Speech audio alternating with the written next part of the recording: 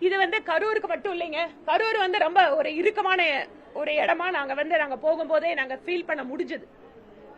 அங்க அரசியல் அதிகாரம் என்பதை தாண்டி அந்த மாவட்டத்துக்குள்ள மட்டும் உள்ளூர்ல இருக்கக்கூடிய சாதாரணமான பஞ்சாயத்து தலைவர்கள்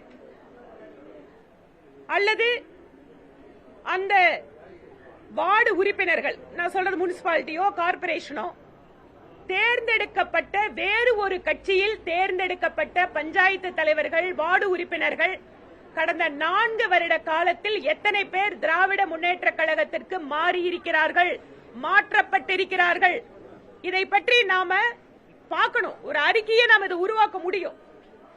எந்த அளவிற்கு ஆளும் கட்சி, குறிப்பாக முன்னாள் அமைச்சர் செந்தில் பாலாஜி அவர்களுடைய அதிகாரத்தினுடைய பிடி, அந்த நெருக்குதல் தாங்க முடியாமல் எத்தனை பேர் கட்சி மாறி இருக்கிறார்கள் என்பதை பற்றியும் நாம் பேசியாக வேண்டும். அப்ப இயல்பான சூழல் கரூர்ல இல்ல. நீங்க வேற கட்சியில ஒரு பஞ்சாயத்து தலைவர், ஒரு கார்பரேட்டர் ஆகிறவரு, வார்டு உறுப்பினர் ஆகிறவரு 4 வருஷ காலத்துல எத்தனை பேர் திமுக வந்திருக்காங்கன்னு புரிஞ்சுட்டாலே அந்த மாவட்டத்தில் ஜனநாயக தன்மை என்பது கேள்விக்குறியாயிருக்கிறது. இதுல இருந்து நாம புரிஞ்சுக்கலாம். கரூர் என்பது முழுக்க முழுக்க எந்த ஒரு சட்ட திட்டத்திற்கும் உட்பட்டு நடக்கின்ற மாவட்டமாக இல்லை. காரணம் என்ன? ஒரு காலத்துல செந்தில் பாலாஜிய ரொம்ப கேவலமா பேசின மாநிலத்தினுடைய முதலமைச்சர் இன்னைக்கு அவர்தான் தியாகிங்கிறாரு, அவர்தான் திறமையாளங்கிறாரு.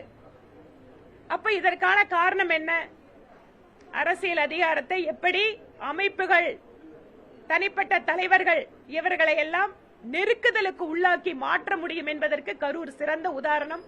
திமுக ஆட்சி எப்பெல்லாம் வருதோ ரவுடிகள் ராஜ்யம் நடக்கும். அந்தந்த பகுதியில் இருக்கிற உள்ளூர் திமுக தலைவர்கள் அந்தந்த பகுதியை கட்டுப்பாட்டில் கொண்டு வருவாங்க.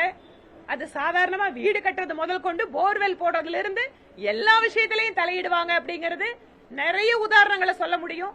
அதனால கரூர் கொஞ்சம் ஸ்பெஷல். ஏன்னா முதலமைச்சருக்கு ரொம்ப செல்ல பிள்ளையான ஆள் இருக்கிறதால கரூர் ரொம்ப ஸ்பெஷலாவே அங்க தன்னோட கண்ட்ரோல்ல வைக்கிறதுக்கு எல்லா வேலையும் பண்ணிருக்காங்கன்னு தெரியுது.